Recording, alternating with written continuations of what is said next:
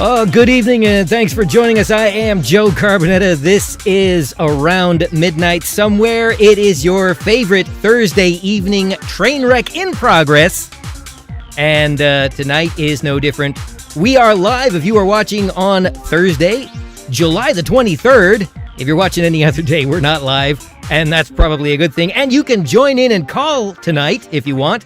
We'll give you that telephone number in just a second, but first, I gotta introduce you to my good buddy and constantly image resizing, Todd Fluker. Todd, how are you doing tonight? Todd, we had all these pictures lined up and ready to go. We decided to play a game in the 11th hour, and now nothing is looking like it did. I told you not to mess with it, but you were like, no, the internet's super cool. It's a wealth of information. It's not evil. It's just, it's a tool. And I was like, nah, Joe, I'm pretty sure the internet's evil. Yeah. Keep talking, though, because actually, your one of your shots is all right. I don't know why the other one's not, but one of them's okay. Yeah, it looks much better now. Anyway, that phone number that you wanted to give out is 951-356. Wait, no. Yes, 356-6882. Yeah, no, That's had that right. I was holding off on giving out the phone number until I could actually establish the phone number in the shot. Oh, geez. But, okay. Nobody's going to call. See it, and I still can't do it because your shot's all messed up with the phone number in it. So actually, it's probably a good thing that you said that. For those of you who don't know, we literally are doing this on the fly and sort of making it up as we go along. And like the days of old, for those of you who have been watching the show since, when did we go on the air, Todd? When was the first time we did this show? You're asking the worst person about dates. I don't know. Last week? No, it was definitely, it looks like it. From a technical standpoint, it does look like it. I will give you that. Especially at this point in time has very little meaning. Oh, yeah, well, that's true, too. No, let's see. See, you're making me think while I'm trying to set up the shots here. You're not helping me out, Todd. You're not helping me at all. It must have been 2000 and... Oh, you're already way off the mark. It was in the 1990s, the late 1990s when we first did this show. Really? Yeah, really. Oh my goodness. So anyway, if you've been watching all that time, then you know that when we do the show, we're literally doing the whole show ourselves. We like to talk like we've got a crew, but we really don't have a crew. We are the crew. Our producer Nikki is jumping on the YouTube chat. Oh. She's helping us out. She's saying that she's been watching our show since she was in middle school. Yeah, thanks, Nikki. Thanks for making me feel nice and old. But while you're at it, then what year was that? Yeah, what year? I mean, she was probably one of the early adopters, right, so know. I finally got the phone number fixed. We got one more shot back. What a nightmare. Anyway, if you want to join in on the conversation tonight, you can give us a call. We are live, even though they'll probably yank us off the air right after this fiasco. But you can call us at 951-356-6882. That is the number to call. 951-356-6882, and you too can join the conversation. And while Nikki's at it, she can tell you that I've been saying that exact same phrase since whenever it was we started doing this show, I don't know how long ago. And she's saying she started high school in the year 2000, so yeah, it must have been pre-2K. Yeah, it was in the 1990s. Y2K. Remember Y2K? I try not to, but why are we bringing this up now? Just out of curiosity. Nikki just brought up the year 2000, so I was like, oh man. Remember when they were like, the T-1000 is gonna jump out of your old-timey computer and totally choke you out or something. Oh, yeah. I remember all of that. It's that didn't happen, but I don't know. Microsoft has come pretty darn close. Look at me trying to fix the show right now. They're constantly trying to throw a monkey wrench at you, throw a Skynet at you from any angle. I can honestly tell you, Todd, this is brutal right now trying to fix these shots. None of these, I think, are really going to match. I hate to say it, but none of them are going to match. Yeah. Well, no biggie. No, it's terrible. This is awful. I mean, since you're talking about bad news, should we just get into the bad news of the week and just start talking about COVID? Yeah, sure. Go ahead. Why don't you throw something at me while I continue trying to patch up this mess? I mean, one of the headlines is another 1.4 million workers filed for unemployment insurance last week. You know, it's interesting that you bring that up as the first topic. And the reason I say that is because I was going to throw to that myself if I wasn't trying to, put all the pieces back together again. Because the Democrats and the Republicans are still sitting there on Capitol Hill arguing over what they are going to do as far as unemployment assistance. Wow, I'm having a hard time getting that out tonight. Ooh. They're still arguing over what they're going to do about unemployment assistance because at the end of the month, the current package expires. And there's actually nothing set to take their place, which means everybody stops getting unemployment at the end of the month if they don't get their act together. Todd, did you just totally disappear off? What happened? Did you drop your glasses or something? No, apparently my power brick separated from the power outlet, so my computer just all of a sudden, I was like, oh geez, Joe doesn't need another curveball thrown at him when I just suddenly disappear. So I had to jump down and replug in my laptop. We're professionals, kids. Don't try this at home. That would be hilarious. Yeah, even though that's exactly what we're doing is trying it from home. Not only is Chevelle out for the week, then I drop out. Then it's just Joe. That's true. 90 minutes of the Joe Show. Oh yeah, we'd lose all kinds of viewers, and that is a very good point, by the way. That we are actually without Chevelle this week. It's his week off. I would have mentioned that at the top of the show if I wasn't so busy. You have no idea, for viewers at home. You have no idea how close we were to just talking underneath of a static shot. We actually had one on standby here. This one right here. We were going to go to this shot just because nothing else was working. But fortunately enough, that didn't happen. All right. So, as it turns out, the wonderful, illustrious government of ours is sitting there arguing over what they are going to do in terms of, I won't even call it an aid package, but just the regular unemployment. The Democrats want to maintain the $600 a month that everybody's been getting, or $600 a week, I'm sorry, that everybody's been getting, while the Republicans are saying this is encouragement for people to stay home and not work because they're making more money that way. I don't know about you, Todd, but I don't think most people make more money on unemployment than they do if they were working, number one. Number two, the real encouragement for staying home is not dying. Yeah, I would say, don't we want people to stay at home? Aren't they telling most people to stay home right now?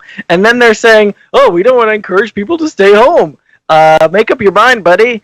Yeah, well, see now, the Republican fix-all to this wonderful little conundrum that they've gotten themselves into is they have this interesting statistic where they're talking 70% of your income. But the question is, since the Democrats haven't seen this bill yet, and even some of the Republicans are fighting amongst themselves as to how this works out, nobody seems to know whether that's 70% of your income prior to going on unemployment? Is it 70% of your unemployment income? Nobody has any of those answers. Yeah, I feel like I did hear some people talking about crunching some numbers, and you get this unemployment benefit plus the whatever $500-600 a month extra that they're giving people, part of this CARE Act kind of thing. Mm-hmm. And to tell the truth, some people would be making more money staying home. That is the truth, and that's the sad truth. That some people, they have really crappy jobs. You can only get a part-time job. You mean like this one? Or yeah, super minimum wage crap job, whatever. And yeah, you could possibly make more money staying home. And I know I had a coworker of mine, literally, and I got a pretty good job, and he's working with me, but he's crunching some numbers, and he's like, hey, you can make some pretty good money if you go on unemployment right now. Yeah. And I'm like, I don't know about that, brosif. Why it gotta be brosif? Why does it make? Why are you making it sound like I'm the one that said this? No. Look, the producers are coming over here going, was it you? Was it you? No, I completely lost my train of thought now, Todd. Thank you. But it's interesting, this circle that we're going around and around in, that some people, perhaps legitimately so, feel that they can make more money if they are on unemployment. Okay. Perhaps that speaks to the problem with the job market in general. That could very easily go into a whole conversation we've had numerous times on this show about the cost of higher education, which is funnier than ever now because you're still getting charged the same amount of money, but now you're doing everything on the computer. But that having been said, for some people, there could be an economic advantage to going on unemployment for now. But this can't last forever. And I'm not even talking about the idea that maybe someday they're going to come up with a vaccine and COVID's going to go away. Financially, we can't just keep making money out of thin air, which is basically what I think Trump thinks that's how it works. When he wants to make a bomber or bail out his buddies in the banks or the automotive industry or Goya or whatever it is that's going on over there. Oh, man, what was the deal with that? I don't know. Elaborate. Go for it. Yeah, I don't really know. All I know is I saw a bunch of memes and stuff about was that true? Was that true? What? Was that made up? I saw a picture of Trump in the Oval Office with like a bunch of cans of beans on the desk and whatnot. Is that like photoshopped, or did he actually do that? This is Trump we're talking about, right? Because I'm pretty sure he actually did that. And yes. Oh my God, all these things are so explicitly against the, I don't know, it's not a law, is it? Or it probably is a law. He just doesn't give a crap. But I mean, what? Well, a funny thing, there is there's a million videos on YouTube, but I just happened to be searching for some information on the coronavirus this afternoon. And you know how Google is. Google thinks, oh, well, if you asked for this, then you must be interested in this too. And so they came up with this video on YouTube that is just 10. Okay, I don't know why they stopped at only 10, but maybe because they could go on forever. But 10 times that it's a bunch of videos cobbled together, 10 times that President Trump has basically mocked the coronavirus. And it would be funny if it wasn't so sad for our country. Yeah. Things like him saying, oh, all we got to do is like just inject bleach into ourselves and, people are going to get sick, but it's just like the flu. And then you're going to go, I forget what his exact words were. You're going to go through an event and then you'll be just fine. It's just a total denial about everything. Yeah. Total denial. And Nikki's jumping on the YouTube chat. She says that, the Trump Goya picture is real. And you're saying there's some with Ivanka as well. It is crazy how this guy is, he's just Teflon. He just does whatever he wants. But, man, these... here in California, apparently, the COVID numbers are just going crazy. Apparently California is now number one. It breaks all the records of recorded COVID cases in one day. We beat New York. Yeah, we have eclipsed New York. Now, California number one. To be fair, we have not eclipsed them in total deaths. We're not even close to that yet. But in every other metric, we have taken over number one. And it's a dubious number one at that. I also forgot to mention at the top of the show that there's a million ways that you can reach us just about any time of the week. Obviously you can call us here tonight live, but you can call the Mixified number anytime and leave us a message. You can also email us at mixified@gmail.com. That's mixified@gmail.com. Or you can, of course, check us out at the website, which is mixified.com. Also, we've got Twitter handles. So you can tweet me at Joe Carbonetta. You can tweet Todd here at Todd Fluker. And you can tweet CJ at Chevelle Divine, even though he's not here right now. Flood him with hate tweets anyway, because he likes that kind of thing. He really does. Anyway, go ahead, Todd. Or if you didn't want to specifically call out one of us, Chevelle, you could just tweet the @Mixified account. On Twitter. That's right. I forgot about the @Mixified account. So thank you, Todd. Thank you, Todd. There's something else I should point out too. We are not only live on YouTube right now and streaming for eternity on YouTube, because you can always go back and check us out any old time. If you missed tonight's show or last week's show, you can check that out. We're also big thanks, because I got in trouble for saying big ups last week. Big thanks to Pasadena Media for carrying us. They're simulcasting us on the local station in the Pasadena area. And because we're on YouTube, you can watch us on Roku, and you can watch us on Amazon Fire Stick TV. So there's no excuse for you not to watch us, except maybe that we suck. But, beyond that, there's no reason you can't watch us. But that's not an option. So, yeah, go ahead and watch. All right, so we were discussing the whole COVID situation, and again, if you want to join in on the conversation, give us a call, 951-356-6882. The phone lines are open. Apparently there's things just going on here in LA when this, we're opening things up and closing things back down, and I was reading this article in the LA Times talking about workers are scared to go back to work. And a lot of these people who, like we were saying, have some of these low-paying jobs that they feel like they could be very easily replaced. They don't feel like they can say no. If your job is saying, hey, it's time to come back to work, then you're like, yeah, I guess it's time to come back to work. If you're a maid in one of the big hotels downtown, or, you're working fast food, you're any number of jobs that are, seem to be yo-yoing whether they're open or closed this week, depending on, good old Gavin Newsom. Wait, what's Gavin got to do with this? I mean, he's in charge, right? Right, but I'm still waiting to see where you were going with this. I was just reading this article. It was talking about a bunch of different people: Disneyland employees, lawyers, Don't school even get teachers. me started on Disneyland. I can't believe that Disney World in Florida reopened a while back. Where's the logic in this? At that time, and I think still at this point, Florida is one of the hot spots for the virus and the resurgence. Top 3. Why easily. would you reopen a public facility of that magnitude that draws in that number of people? I mean, I'm speechless. I really am. But that's the problem.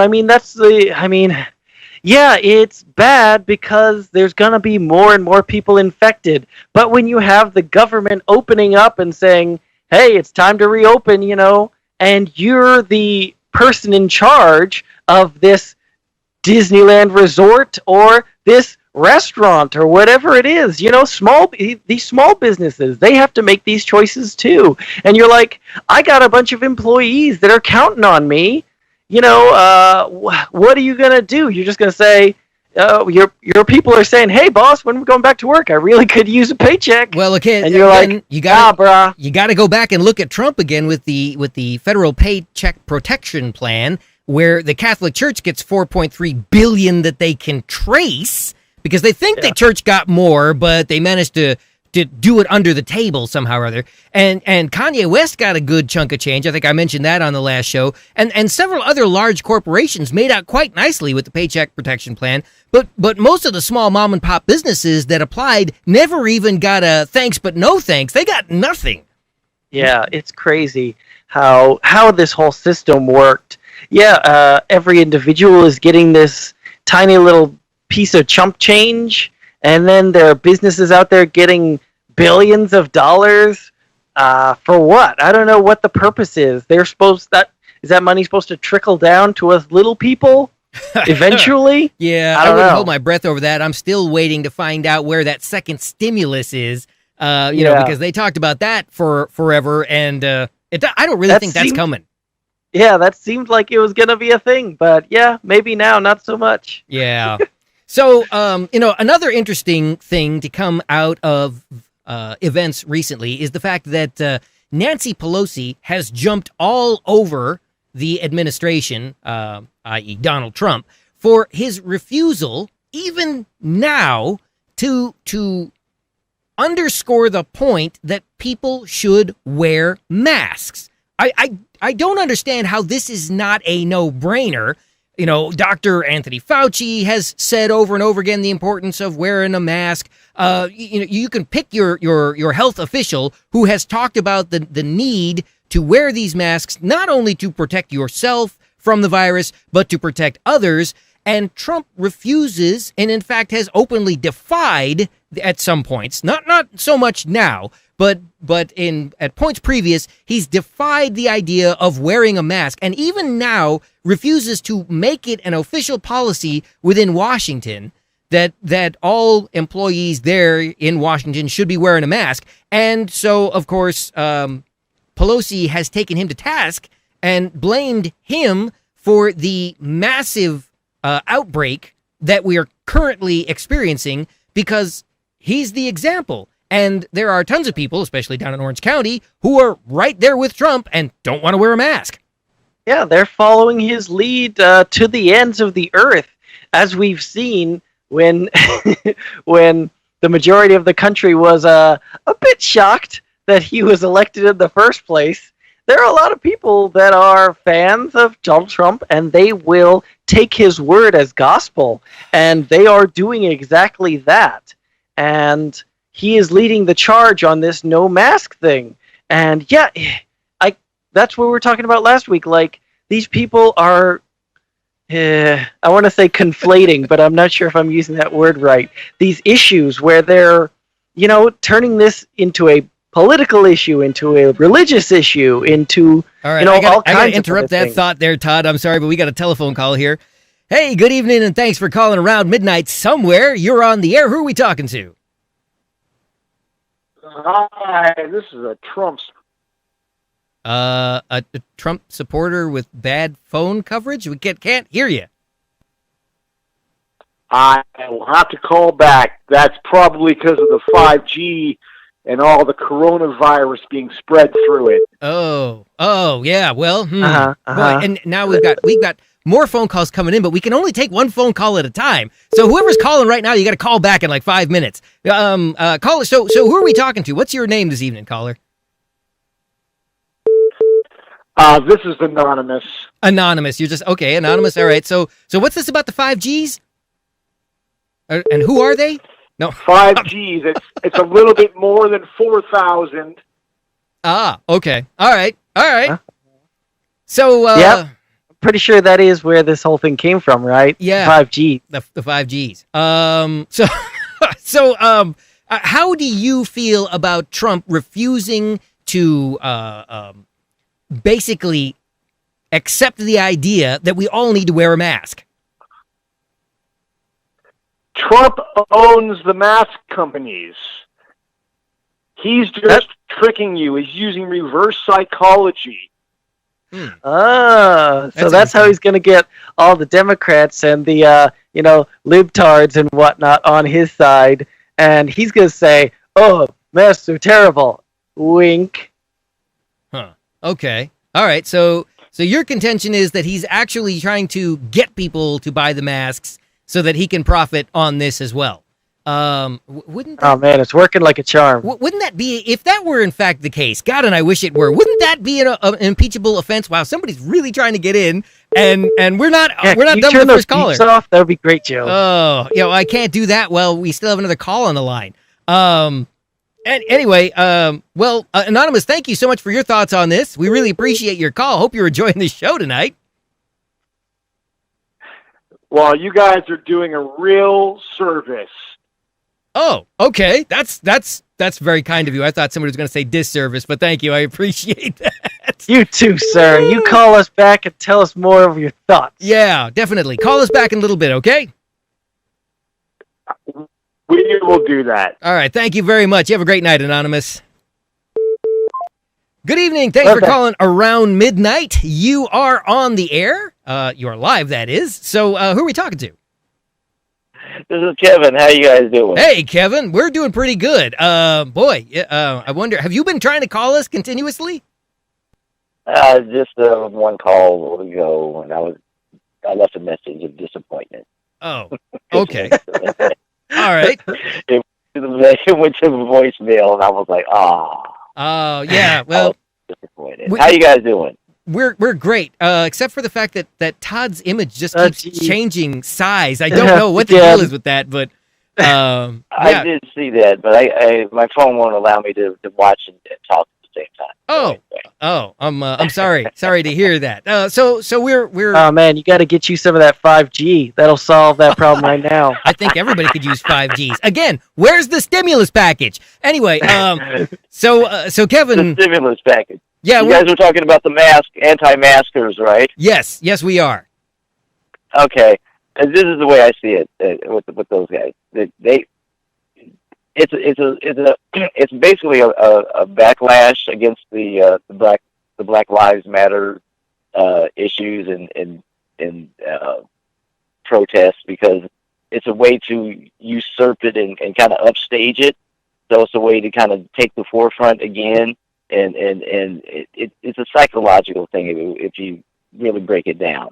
So, it's a way to take the forefront again and be important, be the issue in front of everything else. So it's a psychological push, and Trump kind of helps portray that image and that mentality, and so people are basically, pumping their chest out about it, and they're proud about it. So it's their way of saying, well, I feel like I'm more important instead of whatever you guys got going on type of mentality. So wait, it is your contention, Kevin, that this is a strategic plan on the part of the administration and that Trump is not actually as dumb as he looks?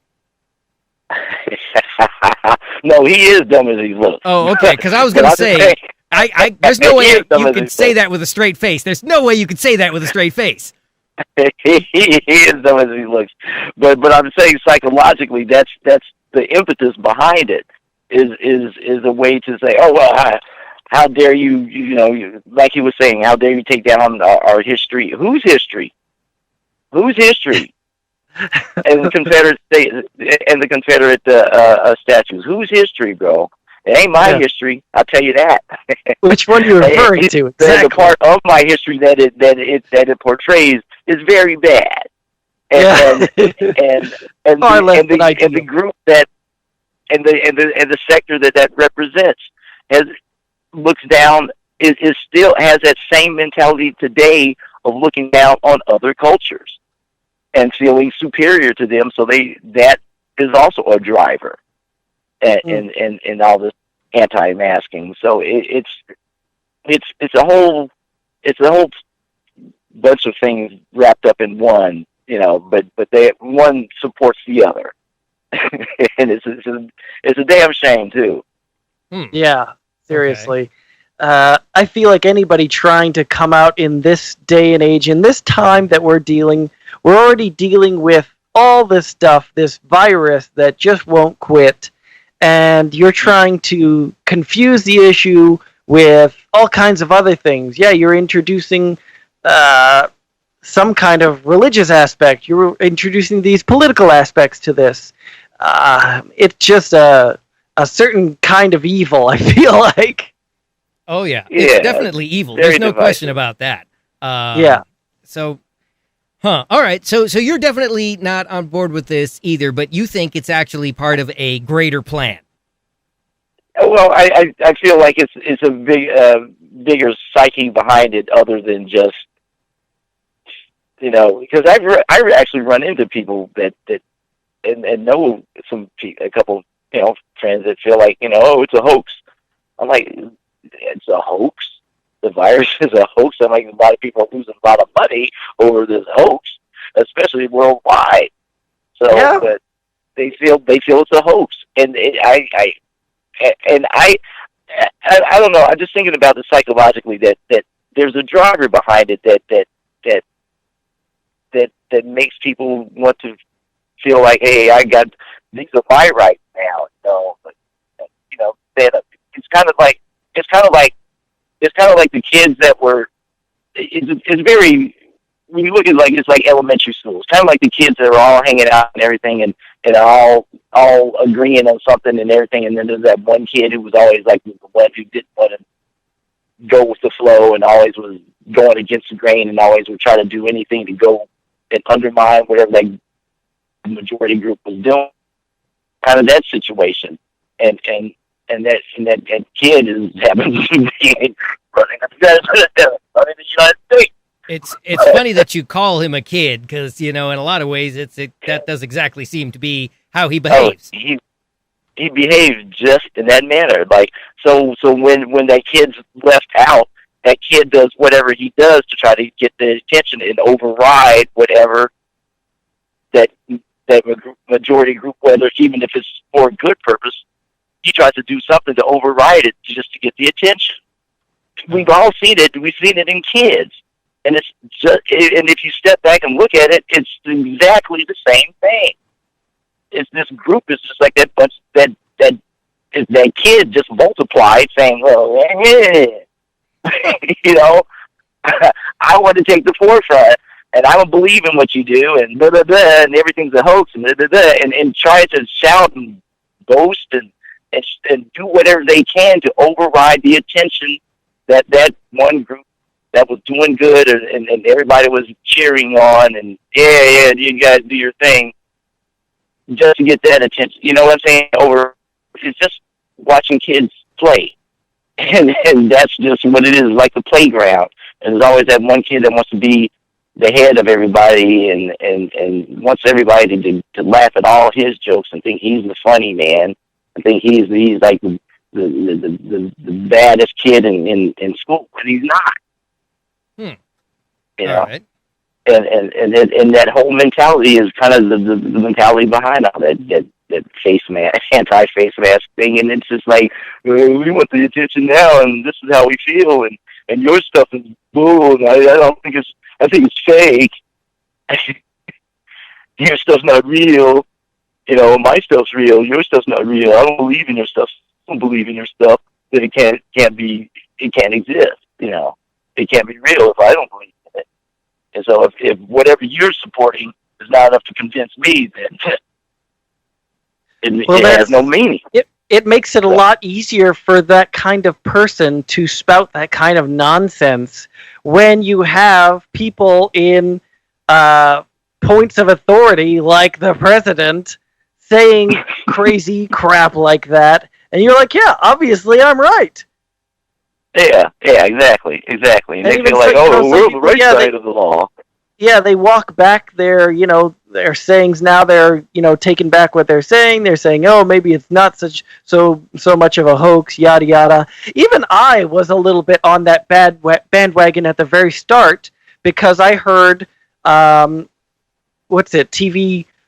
doctor, Dr. Drew, he kind of was saying that at the start of this whole thing. And I was like, oh, Dr. Drew, he seems pretty smart, so I'm going to go ahead and go with what he says.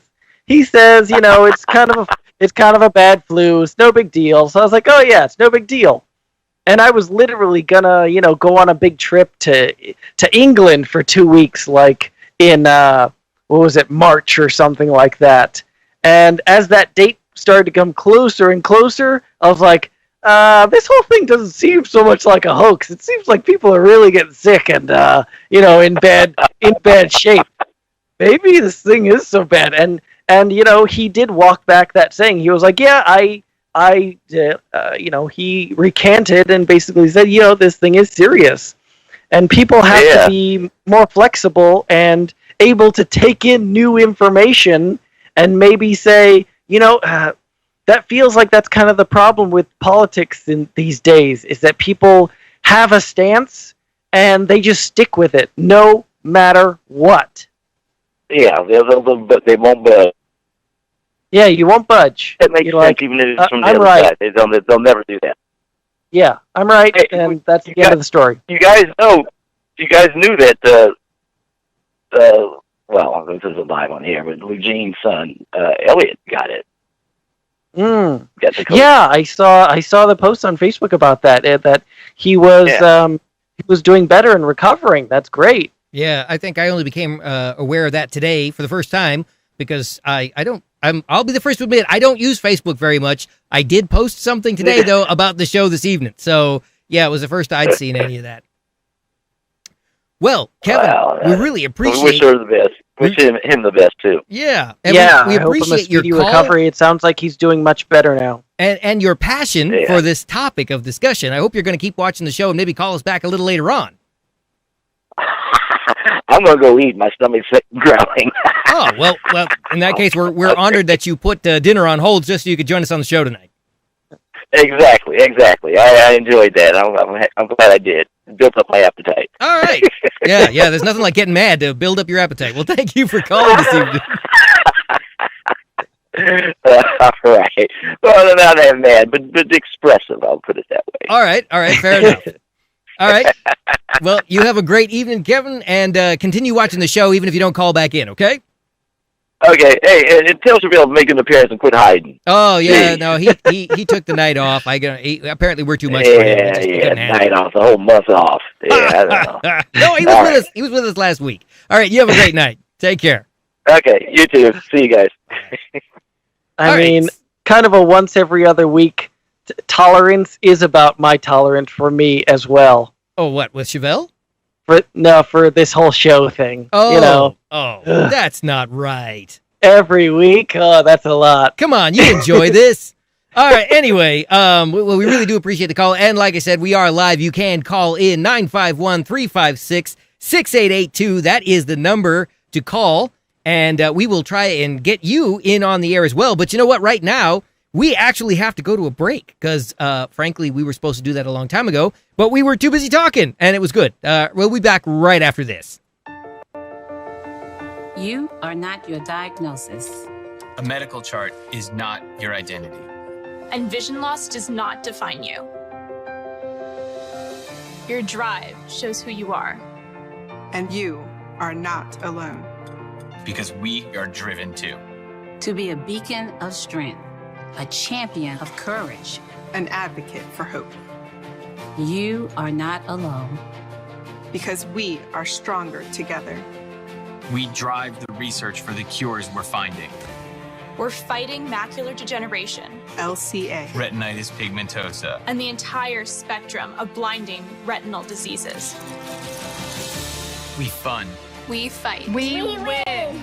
We are the foundation fighting blindness. Together, we are fighting blindness. Join the fight at fightingblindness.org. Oh, Vanessa. You gonna text her back?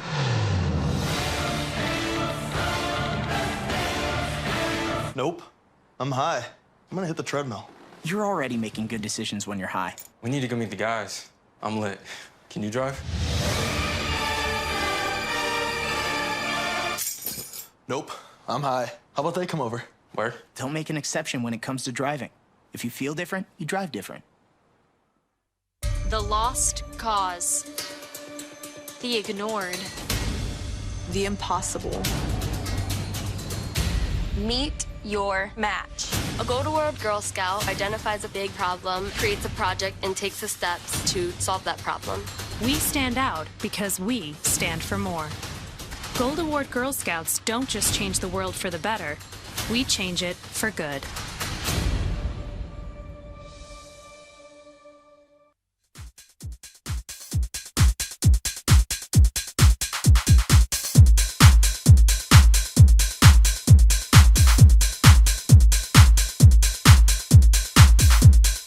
All right, we are back right here on Around Midnight Somewhere. We are live this evening if you are watching for Thursday, July 23rd of 2020, that is. And you can give us a call at area code 951-356-6882 if you want to join in on the conversation tonight. I am, as always, joined by the ever-resizing Todd Fluker. Seriously, Todd, what is the deal with that? Wait, we didn't hear you there, Todd. Try that again.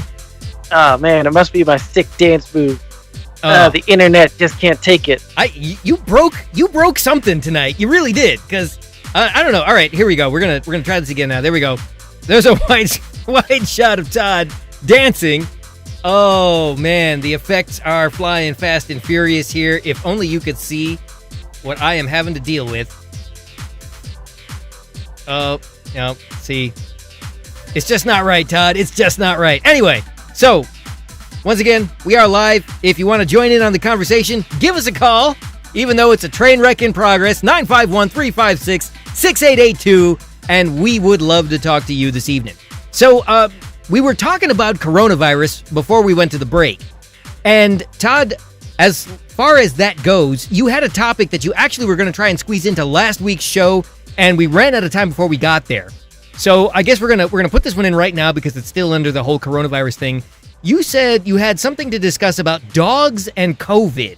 You want to elaborate on that? Oh, geez. You're going to talk about the story I forgot to pull up?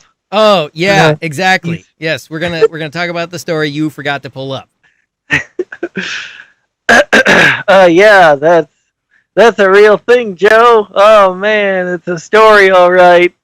I believe it had something to do with the fact that apparently dogs are becoming codependent now because they have been exposed to so much time with their owners. Their owner never leaves the house anymore, and so evidently the dog has become accustomed to this on a level that they just can't break away. Is that what I was led to understand by this? You still don't? Yeah, that sounds about right. I mean, Todd, come on, where are your facts? You know where's my link? This was the topic you wanted to talk about.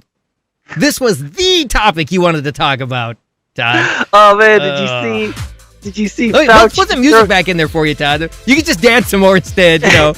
just confuse and obfuscate. That's it, you know. Anyway, I'm sorry.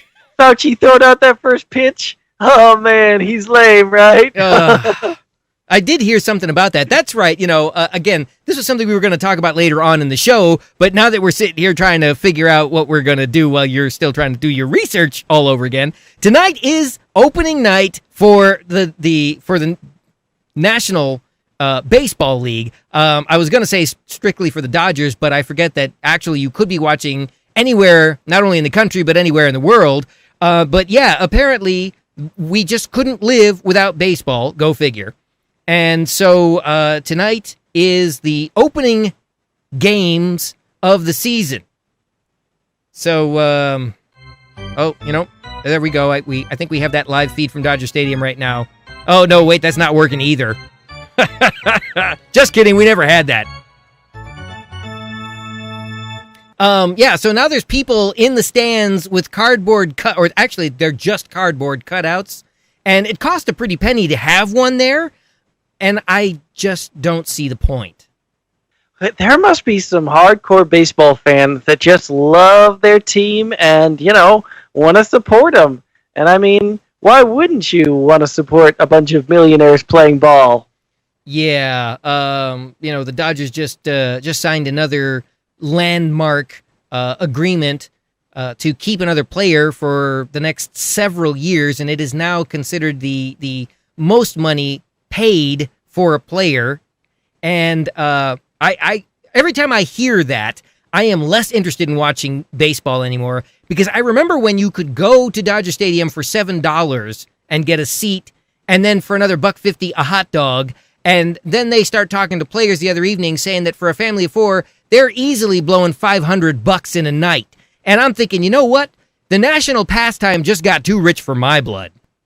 Yeah, come on. It's crazy to go to a baseball game. I know I try to do it at least, you know, once a season, especially now with the kid. She likes to go, and it's not like we're watching baseball at home. It's just an event to go out, especially if you have people in from out of town. You're going to go see a game, and it's fun, and it's a one-time thing, and you're like, yeah, I don't mind spending.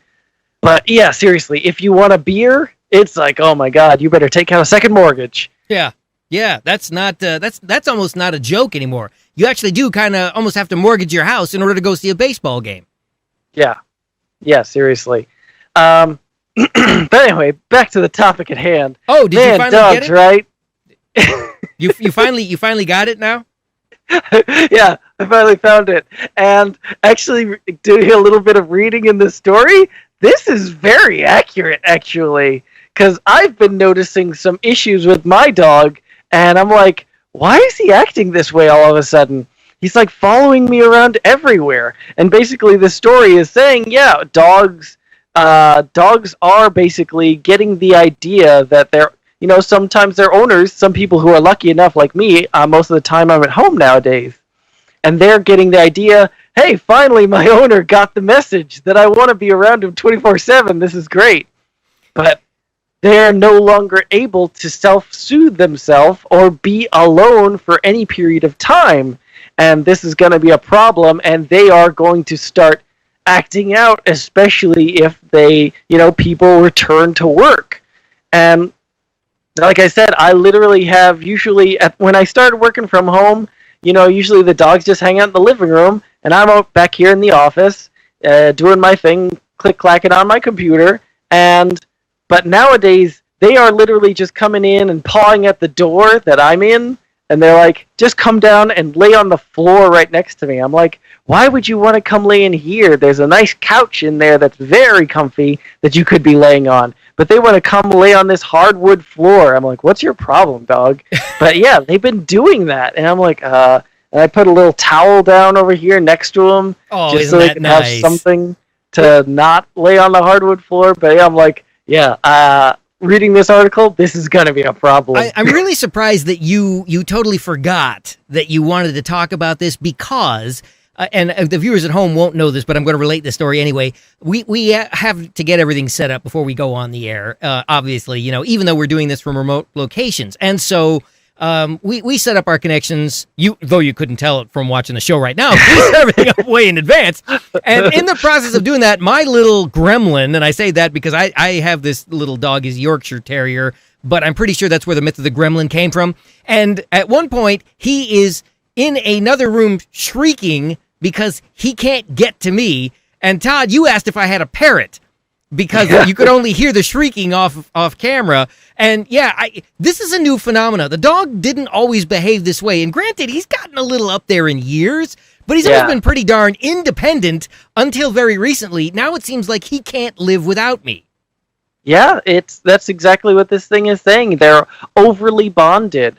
And thankfully, it does give a few tips about how to kind of curb these, because it's saying, these dogs are going to have freakouts when you're trying to leave them alone for long periods of time. They're going to tear things up. They're going to vocalize, that means barking their little heads off and all kinds of things.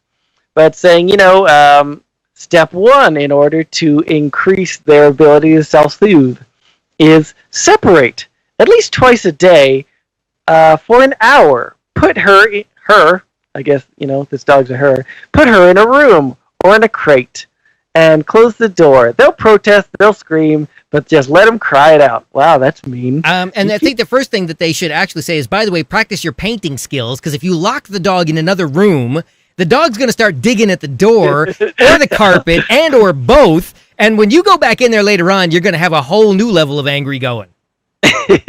Well, step 2 is buy toys.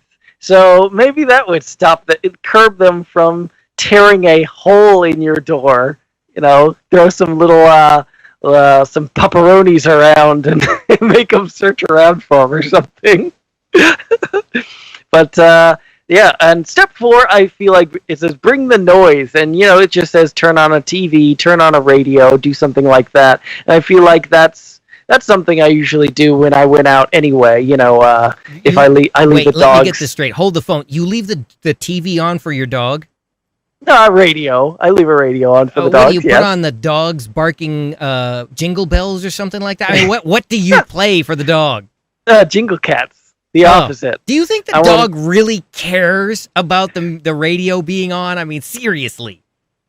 I mean, according to the experts, what are you going to pull a Chevelle now? I was going to say, it's a good thing there's no Chevelle here right now, because he'd be like, oh yeah, the experts, but there are none. None to my liking. Yeah. Yeah, I mean, it's saying it literally helps them, just having some noise. It makes them, think there might be somebody just outside the door or somewhere, it's makes them think something's going on. Wow.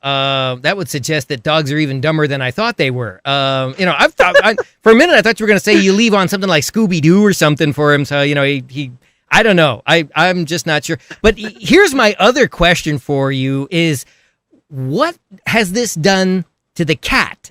Because the cat wanted to kill you before and take over the world. And now you're there all the time. So at least he used to be able to scheme when you were gone. He could work on his dastardly plot to take over the world. But what does he do now that you're here all the time? I'm pretty sure it just pissed him off. And I got to ask this just because, Todd, I wonder if this is a universal phenomenon or just my gremlin. And I thought my kids were bad, but I can't even go to the bathroom. The dog will take up station right outside the door, and he will not leave until I come out.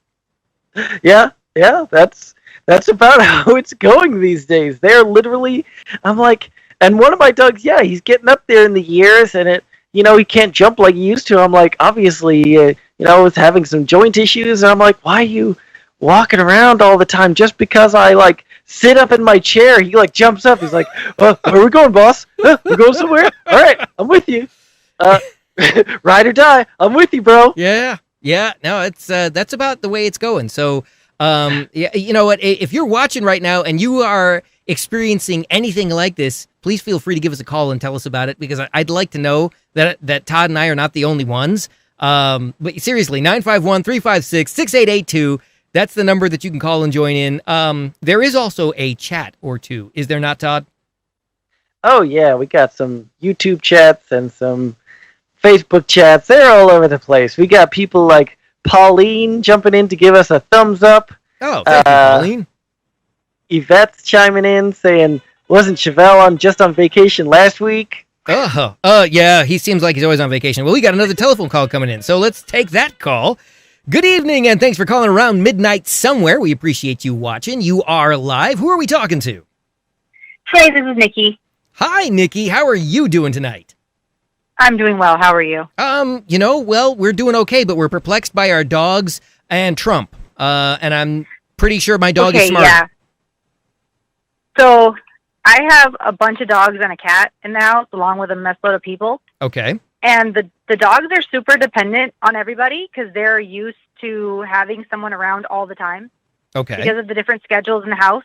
Uh-huh. So they're super attached. They do everything you guys are talking about. No one can go to the bathroom by themselves. No one but they can were do like, anything by you're themselves. saying they were like that before. They were like that before. The one that got worse was my cat. Oh, the cat. got So worse. we do have a cat in this now. All right, wait. Where's the? Where? There it is. Okay, continue, So, Nikki. I was able to stay home for a while before we started going back into the building. And the cat got really used to me just being here and hanging around and all that. So now if I am in the house in a room where the cat can't get to, he sits there and loudly yells in my direction until I go out to him. Just yowls. Yes, he is. Yes. Super loud and angry because I am not where he can see me. We have another caller trying to get through right now, so if you're calling right now, you got to call back in a few minutes because we can only have one phone call on the air at a time. So, Nikki, I have to ask this question about the cat. Is the cat by any chance Siamese? Nope. He is a short-haired black cat. Oh, okay. All right. Well, that blows that theory right out of the water because, most people don't know that Siamese cats are the only cats that can actually go senile in their old age, and often do. What? Yes. No, he's around 2.5, and he's just super clingy. Huh. He wants to be with people. That's he interesting. Thinks he's a dog. Most cats are usually plotting to kill their owners in their sleep, and so I'm surprised that your cat actually wants to be around you, all the time. Is he a lap cat? Is he just sitting in your lap constantly? How does the cat get near you with the dogs? Well, we kept them separate for a while. And then once my older dog, he got sick enough he had to be put down, and then we kind of put them all together because he was the only one that tried to see the cat and saw a snack. And now they all get along, but no, he kind of usually lays off to the side where he could see me or directly between me and my laptop. Perhaps he likes the heat from the laptop. No, because he lays on the desk, not the laptop. Oh, okay. Well, so, Nikki, are you wearing your mask this evening while you're watching our show? I mean, are you trying to keep disease-free while watching us? Because, there's no telling what we could spread. Home. So since I'm at home, I don't need to wear the mask. But when I was out earlier today... No, you don't understand. We're emanating infections right here through the TV set right now. Oh, yeah. I was in Orange County earlier, so I definitely had a mask on. You would be the only one in Orange County, evidently. A lot of these cities have actually taken the extraordinary step now of preparing to fine people for not wearing masks because there are so many, I'm going to call them militant people walking around. It's better than calling them ignorant, I guess. It is baffling to me how many people are stupid. I'm glad better you said it than me, because I don't think there's any more space in my inbox for the hate mail. No, I can't understand the cognitive dissonance. And the place I go in Orange County, they all believe in science, and I'm very happy because otherwise I would not go there. Okay. Yeah, all right. It's crazy. Well, so you do wear the mask. You're just not wearing it right now. And I'm curious, are you? I'm going to assume that you have no issue with the fact that municipalities have now announced that they're going to start fining people for not wearing the masks. And I've seen various cities with various plans for how they're going to do this. Some starting at $100 for the first violation and working their way up to $500 for the second, and all the way up to $1,000 or $1,500 for the third violation. I did see a news report, and forgive me because the municipality now escapes me, that said that they were starting the bidding at $400 for the first violation. So some of these cities are really taking this seriously. But I'm going to go out on a limb and guess you don't think this is a bad idea at all. No, it's like a seatbelt violation. You need to do it because of safety, not just for you, but for everyone around you. Wear your seatbelt, have your headlights on, all that jazz. So on Avatar 2. But, yep, it's another casualty of the war on COVID. Well, I don't know what to say about that because I didn't know about it before.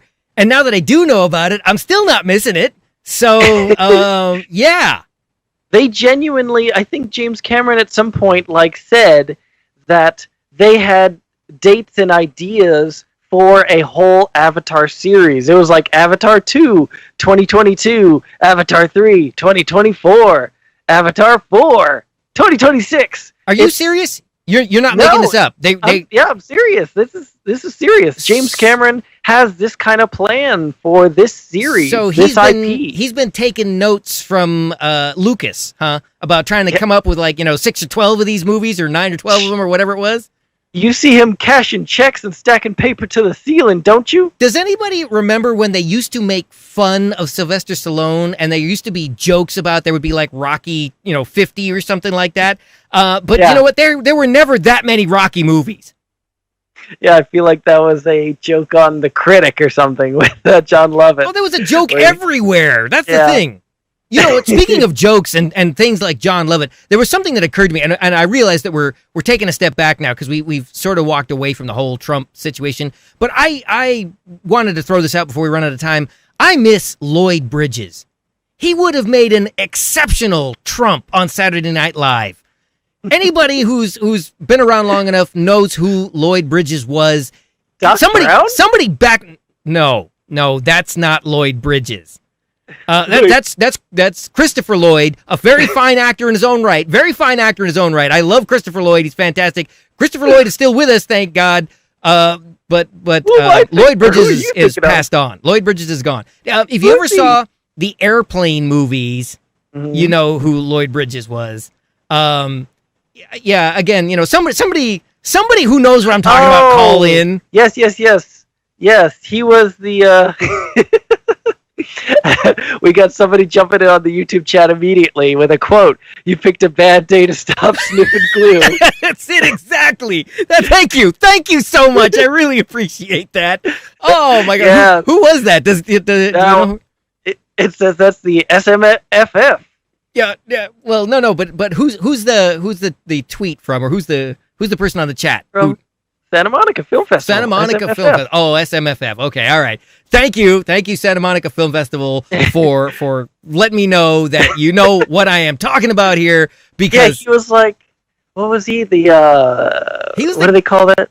The controller. Yeah, he was the head guy in the control tower in the airplane. I mean, control tower. He was a leading man in his younger days, and God bless him. When he got older, he recognized that his star was moving in a different direction, and he embraced comedy, and he was phenomenal at it. And so his role in Hollywood just continued on for a long time, and it could be argued, and there might be people who will disagree with me, but I think it could easily be argued that he was every bit as good, if not a better comedic actor than he was as a leading man in his younger days. I don't know. There are a few actors that went that road, like Leslie Nielsen was another one of those guys. But yeah, Lloyd Bridges, I was thinking about him just the other day, and I realized he would be a phenomenal Trump. He could pull it off, no questions asked. Oh man, I gotta go watch an Airplane movie now. Because he was the one who went through the terminal, like punching everyone in the throats and stuff, wasn't he? No. Or was that the other guy? Yeah. No, he was like punching Hare Krishnas and other people trying to hand him pamphlets and all kinds of stuff. Yeah, that was I can't think of the actor's name, but the character's name was Stryker. Stryker, yeah. Yeah. No, that's different guy. No. McCroskey was the character that Lloyd Bridges played in Airplane. I can't believe we are sitting here having this whole conversation in the last 5 minutes of the show where you know what? If you don't know what I'm talking about, you need to go and rent Airplane, because if you watch that movie, you will also learn where all the other spoof movies, like Scary Movie and all these other ones that came afterward, came from. Educate yourself, son. And by the way, since we're talking about sequels, there were actually 2 Airplane movies too. There was Airplane 1 and Airplane 2, the sequel. Either one of them is good. They both kind of stand on their own. But yeah, the Lloyd Bridges references that we're talking about come from the original Airplane movie. And Kevin's jumping in. He says he loved Lloyd in his guest spot on Seinfeld. I don't remember that one, Kevin. Who did he play on Seinfeld? Yeah, you know what? I don't remember that one either. Wow. Definitely. We've only got a few minutes left in the show, but yeah, tweet back on that one, because I'd really like to know what role this was. I'm going to have to go look for this now on Seinfeld. He said he was a personal trainer. That already sounds hilarious. All right, so here's another thought for you. As long as we're running down the list of bizarre things, Wells Fargo is in trouble again.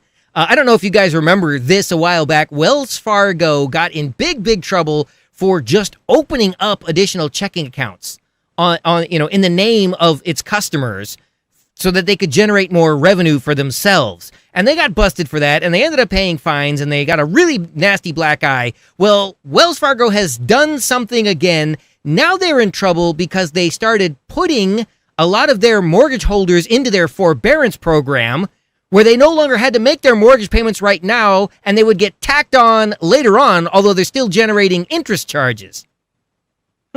So, nobody's in danger of losing their house, but suddenly they didn't have to make their mortgage payments, and the interest is still adding up.